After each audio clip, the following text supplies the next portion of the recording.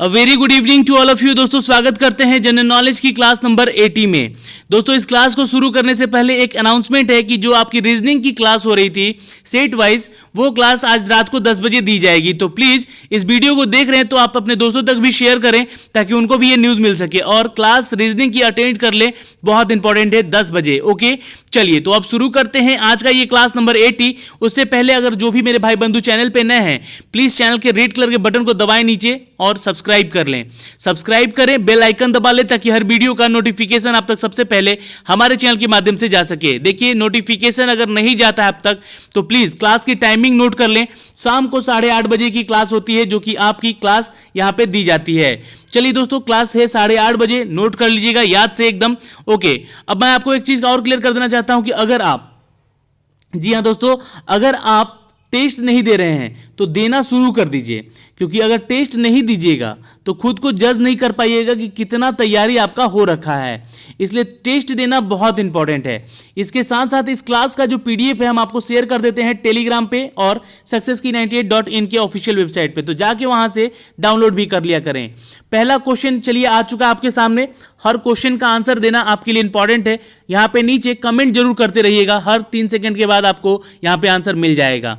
तो पहला क्वेश्चन है कि गाजियाबाद जिले में जो पुरातात्विक खोज किए गए थे उसमें आलमगीरपुर परिलक्षित होता है, तो ये कौन से संस्कृति से निकल कर आया था? आलमगीरपुर कौन से संस्कृति से निकल कर आया था? हड़प्पा संस्कृति, वैदिक संस्कृति, मौर्य संस्कृति या गुप्त काल की संस्कृति? जी हां, जिनका भी उत्तर आ रहा है डी यहां पे बिल्कुल सही है।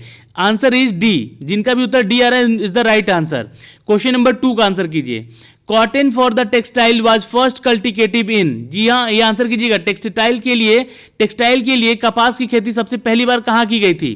कालीबंगन, डोलीवीरा, कोडीगिजी या फिर अमीर?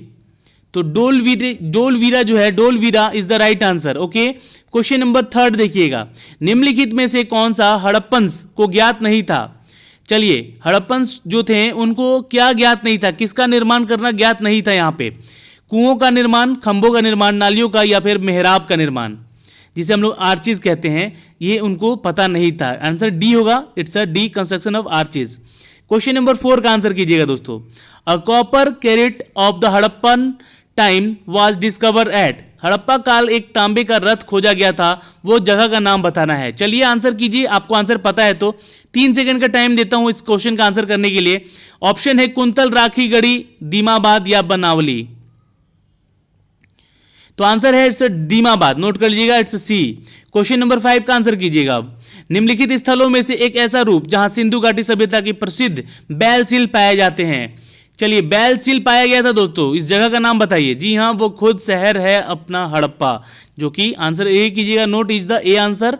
ओके क्वेश्चन नंबर 6 का आंसर कीजिए। सिंधु घाटी सभ्यता की खोज किसने की थी? ये तो क्वेश्चन बहुत इंपॉर्टेंट है और आ चुका है एग्जाम में कई एक बार, इसलिए आंसर देना बहुत ही जरूरी है आपको। यहां पे सही उत्तर दीजिएगा। तो जिनका उत्तर आ रहा है it's a C, Dayaram is the right answer. Okay question number 7 देखते हैं। निम्नलिखित में से कौन सा जानवर सीलन और टेराकोटा कला पर हड़प्पन संस्कृति का प्रतिनिधित्व नहीं करता है? ध्यान से सुनिएगा, नहीं करता है। बाकी जो है यहां पे वो प्रतिनिधित्व करते हैं, तो जिनमें जो नहीं करता है आंसर होगा A, it's a cow. Question number 8 देखिए, 8 का आंसर पहले ही आ गया यहां पे। ये आंसर होगा who was the first European to designate Aryans a race, तो वो कौन थे? तो आंसर होगा C, Max Muller is the right answer. Question number 9 का आंसर कीजिए। चलिए वैदिक आर्यंस का मुख्य भोजन क्या था? वैदिक आर्यंस का मुख्य भोजन क्या था दोस्तों?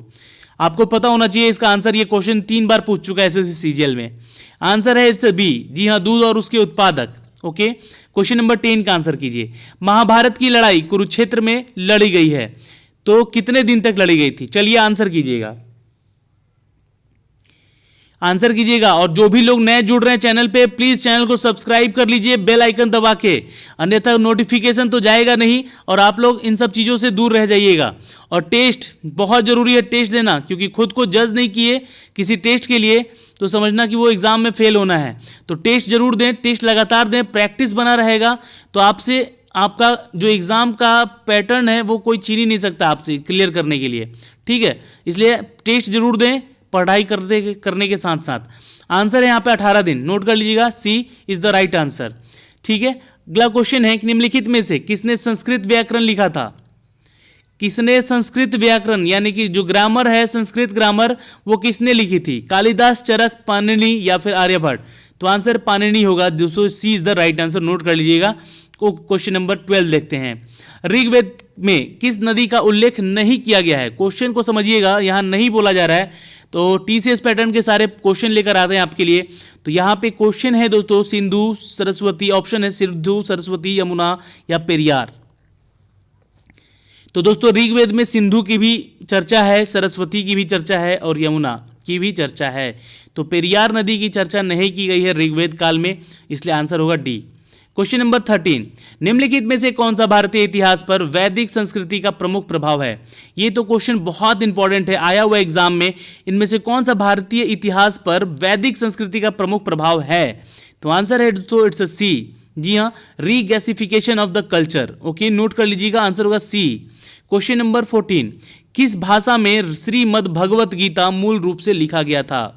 ये क्वेश्चन इंपॉर्टेंट नहीं, बहुत इंपॉर्टेंट है, आ सकता है एग्जाम में।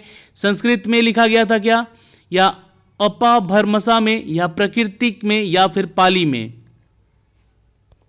आंसर ए होगा, संस्कृत में लिखा गया था सबसे पहले श्रीमद् भगवत गीता का मूल रूप। क्वेश्चन नंबर 15, देखिए 15 का भी आंसर आ चुका है यहाँ पे आपके लिए, तो थोड़ा सा इजी हो गया ये दो क्वेश्चन आपके लिए आज। तो पुरुषुक्ता का कहाँ पाया गया है? पुरुषुक्ता पाया गया है दोस्तों भगवत गीता में।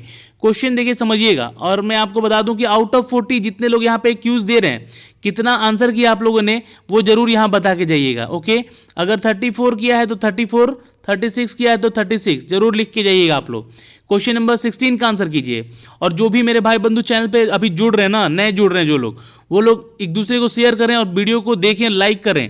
ग्रहण किस प्रकाशीय घटना के कारण होते हैं? चलिए, क्योंकि आप लोग वीडियो तो देखते हैं पर लाइक करना ही भूल जाते हैं। ठीक है, ग्रहण किस प्रकाशीय घटना के कारण होता है दोस्तों? आपको पता है ना, चंद्र ग्रहण, सूर्य ग्रहण लगता है, तो वो किस प्रकाशीय घटना के चलते होता है? ज्योग्राफी के क्वेश्चन आ चुके हैं अब आपके लिए। आंसर है इट्स सी, नोट कर लीजिएगा, रेक्टिलिनियर प्रसार से। ओके, अगला क्वेश्चन, पृथ्वी अपनी एक धुरी की ओर घूमती है, जो इशारा किसकी ओर करती है? जाहिर सी बात है, वो अपने एक अक्ष पर घूमी हुई होती है और वो इशारा करती है द पोल स्टार की तरफ। जी हाँ, ध्रुव तारा कहते हैं इसको। ठीक है, यहाँ पे हिंदी कन्वर्जन हो गया, ध्रुव तारा नहीं कहते हैं, ठीक है, पोल स्टार कहते हैं उसको। ठीक है, नोट कर लीजिएगा। क्वेश्चन नंबर 18 का आंसर कीजिएगा। 18 का भी आंसर यहाँ पे आपको मिल चुका है। निम्नलिखित में से किस एक ग्रह को स्थलीय ग्रह कहा जाता है? तो Mercury is the right answer. जी हाँ, बुध ग्रह को स्थलीय ग्रह भी कहा जाता है। ओके, क्वेश्चन नंबर 19, पृथ्वी सूर्य से अपनी अधिकतम दूरी पर किस दिन होती है? यह क्वेश्चन इंपॉर्टेंट है। पृथ्वी सूर्य से अपनी अधिकतम दूरी पर है दोस्तों जुलाई 4 को। ओके, नोट कर लीजिएगा। क्वेश्चन नंबर 20, पृथ्वी की परिधि का 1 डिग्री यानी कि जो है वो कितने के बराबर होता है किलोमीटर में? चलिए, ये क्वेश्चन आ सकता है एग्जाम में। पृथ्वी की परिधि यानी कि जो उसका सरकमफेरेंस होता है वो 1 डिग्री की अगर बात की जाए उसका, तो लगभग होता है 111 किलोमीटर की। Question number 21, the brightest planet, सबसे चमकीला ग्रह किसको कहते हैं? ये क्वेश्चन पूछा गया है CHSL में, RRB JEE में, आपके RRB के एग्जाम में पूछा गया है, इसलिए क्वेश्चन इंपॉर्टेंट है। तो जिनका भी उत्तर आ रहा है दोस्तों सी यानी कि शुक्र ग्रह is the right answer, Venus is the right answer. Question number 22 का आंसर कीजिएगा। मध्यरात्रि सूर्य, जी हाँ, मिडनाइट सन का मतलब क्या होता है? ये जो टर्म है, ये वर्ड है जो, इसका मतलब क्या होता है?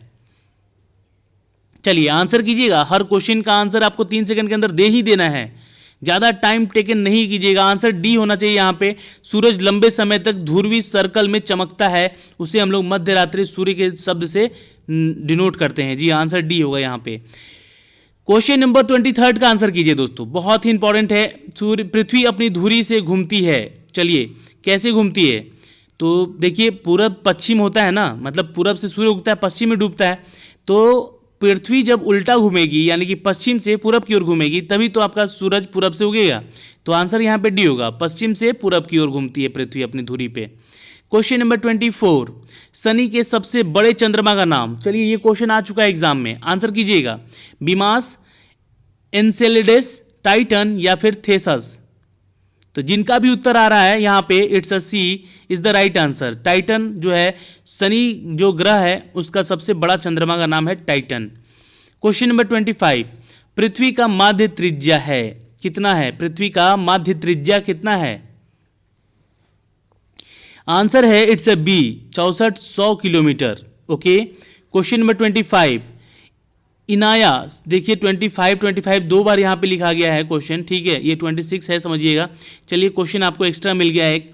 इनाया सूर्य या चंद्र ग्रहण पृथ्वी की छाया के क्षेत्र में विभाजित करता है। देखिए इनाया जो है ये चंद्र ग्रहण और सूर्य ग्रहण की पृथ्वी की छाया को दो भागों में डिवाइड करता है। आंसर सी होना चाहिए। जी हाँ, आंसर सी होगा, यहाँ पे नोट कर लीजिएगा। क्वेश्चन नंबर 27, देखिए 26 था, यहाँ नंबरिंग गलत था। पृथ्वी की अनुमानित भूमध्य रेखा परिधि क्या है? चलिए, अप्रॉक्सीमेट इक्वेटरल सरकमफेरेंस जो पृथ्वी का होना चाहिए वो है दोस्तों इट्स सी 40,000 किलोमीटर का है। क्वेश्चन नंबर 28, सूर्य के चारों ओर घूमने वाले ग्रहों की कुल संख्या किस प्रकार है? जाहिर सी बात है सूर्य के कितने यहाँ पे ग्रह हैं ये बताना है आपको। आंसर कीजिएगा। बहुत लोग यहाँ पे 9 लिखेंगे पर आंसर यहाँ पे 8 होगा, क्योंकि अब प्लूटो जो है ये उसके कक्ष से बाहर जा चुका है सूर्य के। ठीक है, आंसर बी होगा, 8 इज द राइट आंसर। दिन और रात में बराबर है, क्या बराबर है? चलिए आंसर कीजिए। तो दिन और रात कहाँ बराबर होते हैं ये पूछा गया एक्चुअली यहाँ पे क्वेश्चन। तो आंसर कीजिएगा भूमध्य रेखा पर। ठीक है, यहाँ पे दिन और रात बराबर होते हैं। पृथ्वी सूर्य के सबसे निकट किस दिन हुई थी या हुई है? चलिए, पृथ्वी जो है सूर्य के सबसे निकट हुई है दोस्तों। देखिए आपको बता दें कि 3 और 4 जनवरी को, ये सन 2003 की बात है। ठीक है, सबसे नज़दीक इनका जो डिस्टेंस मापा गया था वो 1.47 मिलियन किलोमीटर। याद रखिएगा, ये क्वेश्चन पूछ सकता है। ये इनके बीच की डिस्टेंस थी उस समय, सूर्य और पृथ्वी के बीच की दूरी थी 1.47, नहीं माफ़ कीजिएगा 147, सॉरी 1 पॉइंट नहीं है, 147 मिलियन किलोमीटर। ठीक है, ये 3 और 4 जनवरी को, तो 4 जनवरी भी कहीं कहीं लिखा रहता है ऑप्शन में, तो ध्यान से आंसर सोच समझ के दीजिएगा। क्वेश्चन नंबर यहाँ पे आंसर डी होगा 31। देखिए अब हम आ चुके हैं पॉलिटी के क्वेश्चन में। ठीक है, पॉलिटी के क्वेश्चन में आ चुके हैं। यहाँ से यहाँ पे क्वेश्चन का आंसर कीजिएगा। पूर्वी भारत कंपनी यानी कि ईस्ट इंडिया कंपनी पर संसदीय निर्णय प्रभार प्रदान करने के लिए पहला निश्चय कदम इससे लिया गया था? कौन से अधिनियम से लिया गया था? चलिए, तो ये एक्ट है दोस्तों, इट्स अ 73। जी हाँ, 1773, द रेगुलेटिंग एक्ट 1773 से लिया गया था ये। Okay. Question number 32, Montagu Chelmsford report के आधार पर गठन किया गया था, किस अधिनियम के आधार पे? चलिए आंसर कीजिएगा दोस्तों। यहाँ सब क्वेश्चन आए हुए हैं सब आपके एग्जाम में। तो भारत का सरकार का अधिनियम जो है सन 1919 के अधिनियम से उठाया गया है। क्वेश्चन नंबर 33, इनमें से किसके माध्यम से ईस्ट इंडिया कंपनी की व्यावसायिक गतिविधियां अंततः समाप्त हो गई हैं? जी हाँ, बिल्कुल उत्तर सही आ रहा है आपका, सी इज द राइट आंसर, 1833 अधिनियम के तहत। ठीक है, चार्टर एक्ट कहते थे इसको। ओके। क्वेश्चन नंबर 34 का आंसर कीजिए। डायरीज को पहली बार अंडर सी में पेश किया गया था। चलिए, ये कब किया गया था, किसके द्वारा किया गया था? तो ये मोंटफोर्ट सुधार के अनुसार किया गया था। ठीक है, डायरीज को पहली बार अंडर सी में पेश किया गया था मोंटफोर्ट सुधार के तहत। क्वेश्चन नंबर 35 का आंसर कीजिएगा कि सन 1935 के अधिनियम के तहत फेडरेशन में अवशिष्ट शक्तियों को दिया गया था। आंसर कीजिए दोस्तों। और जो लोग नए जुड़ रहे हैं ना भाई, वो प्लीज़ चैनल को सब्सक्राइब कर लें। नीचे रेड कलर का एक बटन दिखाई दे रहा होगा, उसको सब्सक्राइब करें बेल आइकन दबा के। ओके, चलिए 35 का आंसर होगा दोस्तों it's C, governor general is the right answer. Question number 36, भारतीय विधायिका को पहली बार द्विवार्षिक बनाया गया था। चलिए, कब बनाया गया था? आंसर कीजिएगा। और जो लोग नए हैं चैनल पर जुड़ रहे हैं, एक दूसरे को शेयर भी करेंगे वीडियो को। अगर नहीं देख पा रहे हैं तो लोग तो एटलीस्ट ऐसे लोगों को शेयर करें जिनकी ज़रूरत है जिनको। ठीक है, ऐसे नहीं कि जो लोग कोचिंग कर ही रहे हैं उनको क्या ज़रूरत है भाई, उनके पास नोट्स है, सारा चीज़ें यहाँ पे आपको सारा PDF नोट्स दिया जा रहा है, आपके घर बैठे ही आपको पहुँचाया जा रहा है। तो कोशिश कीजिएगा कि ऐसे लोगों तक पहुँचे जिनको ज़रूरत है। आंसर है यहाँ पे इट्स सी, नोट कर लीजिएगा, the government of India act 1999। जी हाँ, भारतीय विधायिका को पहली बार द्विवार्षिक बनाया गया था। कब? तो 1919 के एक्ट के तहत। क्वेश्चन नंबर 37, संसद ने किस वर्ष भारतीय संविधान को अपनाया है? जाहिर सी बात है आंसर सी होगा यहाँ पे, बहुत लोगों को पता है, ये क्वेश्चन बहुत बार पूछा भी गया है। 1950 ईस्वी में। क्वेश्चन नंबर 38, भारत का संविधान लागू कब हुआ था? चलिए, ये तो क्वेश्चन बहुत इंपॉर्टेंट है और इजी भी है। आंसर है इट्स सी। जी हाँ, बिल्कुल उत्तर सही है आपका, 26 जनवरी 1950 को। चलिए आंसर 39 का कीजिएगा दोस्तों कि भारत के सर्वोच्च न्यायालय यानी कि सुप्रीम कोर्ट द्वारा स्थापित किया गया था किस अधिनियम के तहत? जी हाँ, नोट कर लीजिएगा, आंसर बिल्कुल सही आ रहे हैं आप लोगों के। 39 का आंसर होगा इट्स ए। जी हाँ, विनियम अधिनियम 1773 के तहत। ओके, रेगुलेटिंग एक्ट 1773 के तहत भारत के उच्च न्यायालय का यहाँ पे स्थापना किया गया था। और आज का ये आखिरी प्रश्न है कि भारतीय स्वतंत्रता बिल को शाही आश्वासन प्राप्त हुआ है, वो कब हुआ है? तो जिनका भी उत्तर आ रहा है दोस्तों यहाँ पे A is the right answer. जी हाँ, जुलाई 18, 1947 को। ओके, तो दोस्तों आज के इस पूरे सिनारियो में जितने भी प्रश्न हमने आपसे पूछे हैं उन सब का जवाब कितना दिया है उसके लिए धन्यवाद है पहले तो, और कितना सही हुआ है आउट ऑफ 40 ये ज़रूर नीचे कमेंट करके हमें बताएंगे। और वीडियो अच्छा लगता है आपको क्वेश्चन सारे तो लाइक करके जाइएगा एक, और साथ ही साथ वीडियो को शेयर कर दीजिएगा, और टेस्ट देना तो बिल्कुल मत भूलिएगा। सक्सेस की 98.net पर जाके टेस्ट दें ताकि आप खुद को जज कर पाएँ कि आपकी तैयारी कितनी है। आज के लिए इतना ही, हमारे साथ बने रहें, इसका बहुत बहुत धन्यवाद। मिलते हैं आपसे अगले दिन। बाय बाय, टेक केयर, ध्यान रखिएगा अपना और अपने परिवार का।